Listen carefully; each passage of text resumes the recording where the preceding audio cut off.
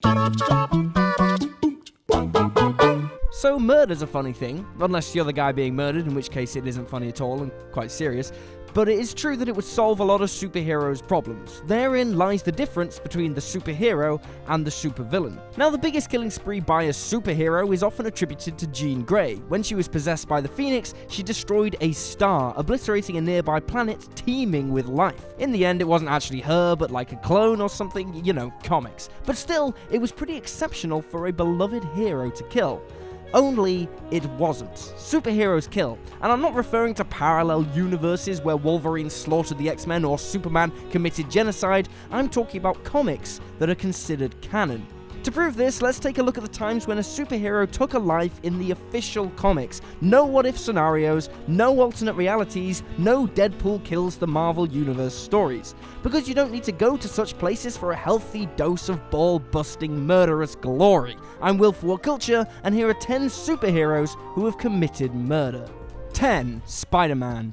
There are two misconceptions about Spider-Man. 1. Spider-Man is not a nerd. Spider-Man is jacked, super attractive, and has banged loads of really hot women. Take it from me, an actual nerd, that is not what a nerd is like. Stop appropriating my sexless, lonely existence, Spider-Man.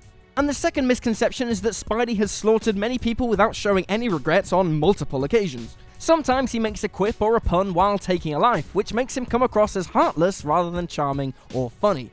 When an assassin called the Finisher fires missiles at Spider-Man, he deflected them back at the supervillain without any hesitation, killing him. He used the henchman Whisper as a human shield against another baddie called Pulse. Pulse stabbed Whisper to death, and Spider-Man tossed him aside, unfazed. What a guy. Spider-Man also killed a vampire called Morlan by eating him. Yeah, it was strange times. So yeah, the point is, Spider-Man is a killer, and he is not a nerd. Number 9, Cyclops. For decades, Scott Summers, aka Cyclops, was known as the in-the-field leader of the X-Men. In recent years, he's better known as the one who murdered Professor X. If you were shocked when Cyclops ended his mentor's life, give him a little credit. He's been killing people for years. In fact, Cyclops has ended more lives than some supervillains. When a mutant called Berserker saw his girlfriend being shot at by the cops, Berserker went, berserk and attacked the police officers. Cyclops blasted the mutant, killing him. In another story, the X-Men encountered Kandra, an external who claimed to be immortal. However, Kandra only had a semblance of immortality because she kept her soul in a precious gem. When Cyclops shot at the crystal with his optic beam, Kandra perished. In the Second Coming storyline, the leader of the Reavers, Donald Pierce, destroyed the X-Men's vehicles. In a rage, Cyclops blasted Pierce to death. 8. Batman. Some DC fans don't like how Batman is depicted as a murderer in the films because he has a no-kill rule in the comics. Apart from all the times he has killed, obviously. Even in his debut comic, Batman punched a criminal off a ledge, which caused him to fall to his death. In his first self-titled issue, Batman hanged a mental health patient from his Batplane. Now, some fans would point out that Batman didn't officially have a no-kill rule until the 1980s. And that's true, but he still kept killing. In 1988, Batman squashed a gangster with a car in a junkyard. He found this method of disposing of criminals so effective, he did it again 2 years later. One of Batman's darkest moments is when he boarded up a room with the supervillain KG Beast locked inside.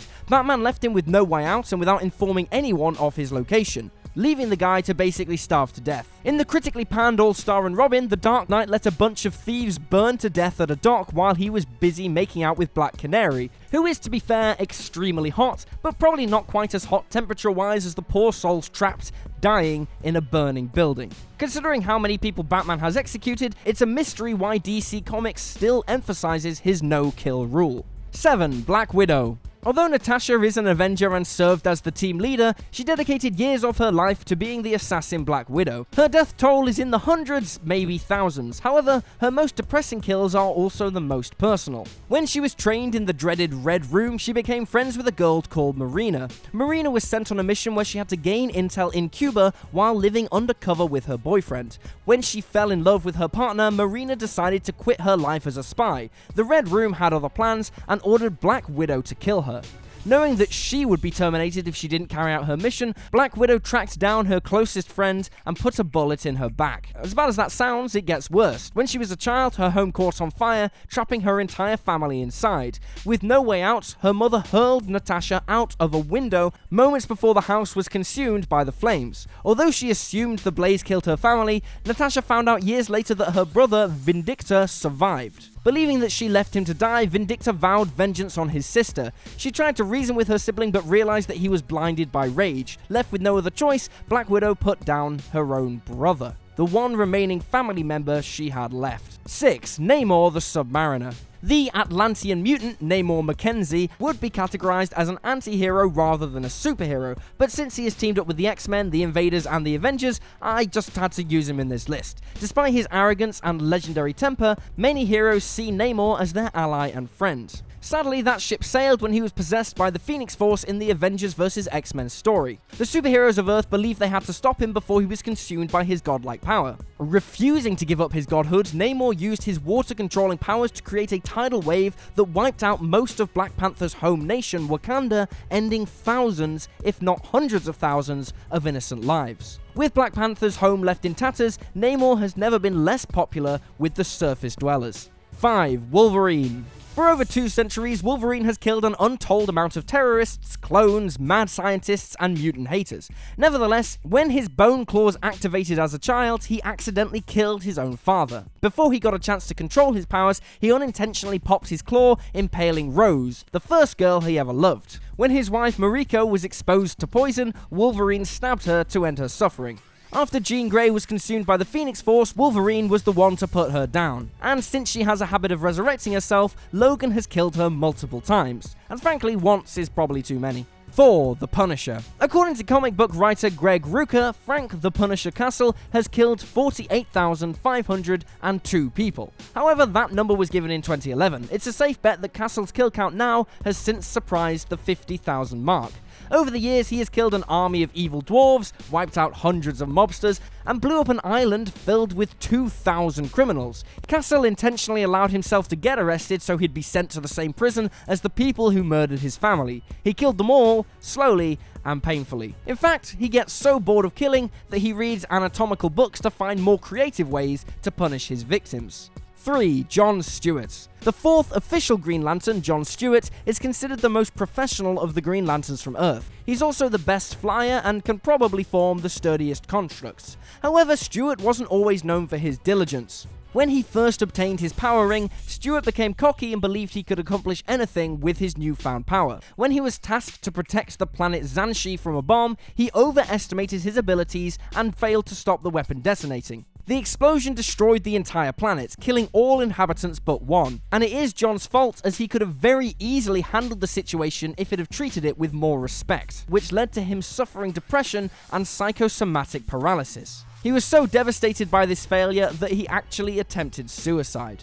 2. Hal Jordan. The second Green Lantern, Hal Jordan, is the greatest Green Lantern in history, and ironically, he was one of DC's biggest villains during the 1990s. When his home, Coast City, was obliterated, Jordan demanded to speak to the Guardians of the Universe, the creators of the Green Lantern Corps. He asked them to use their powers to bring his home back. When they refused, he snapped and murdered dozens of lanterns and all but one of the Guardians. Jordan believed he could bring his home back if he absorbed all the main power battery's energy. After an epic battle, he was killed by the superheroes of Earth. It was retroactively revealed that Jordan only went insane because he was possessed by Parallax, but that's only because readers were so shocked and dissatisfied that their beloved hero had killed all of his closest friends and allies. 1. SuperboyPrime. Like the regular Superman, SuperboyPrime is a Kryptonian called Kal-El who lived as Clark Kent on Earth. When a cosmic entity called the Anti-Monitor began eradicating universe, Prime allied with the heroes of the main DC universe to save the multiverse.